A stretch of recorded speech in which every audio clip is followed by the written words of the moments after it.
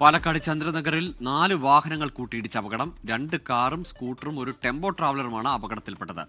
ഐഷത്തുൽ ഷംന ചേരുന്നുണ്ട് വിവരങ്ങളുമായി. ഷംന, ഇത്ര വാഹനങ്ങൾ, ഒരു കൂട്ടിയിടി, എന്താണ് സംഭവിച്ചത്? ഗോകുൽ, ഇന്ന് രാവിലെ 10 മണിയോടുകൂടിയായിരുന്നു ഈ അപകടം ഉണ്ടായത്. പാലക്കാട് ചന്ദ്രനഗർ ഭാരത് മാതാ സ്കൂളിന് സമീപത്ത് വെച്ചാണ് അപകടം. 2 കാറും ഒരു സ്കൂട്ടറും ഒരു ടെമ്പോ ട്രാവലറുമാണ് അപകടത്തിൽപ്പെട്ടത്. ഇത് ആദ്യമുണ്ടായിരുന്ന വാഹനത്തിന് പിന്നാലെ വന്ന് മറ്റ് വാഹനങ്ങൾ കൂട്ടിയിടിക്കുകയായിരുന്നു. ഈ മുന്നിൽ പോയ വാഹനത്തിന്റെ അമിത വേഗതയാണോ കാരണം എന്നത് ഉൾപ്പെടെയുള്ള കാര്യങ്ങൾ ഇനി വ്യക്തത വരേണ്ടതുണ്ട്.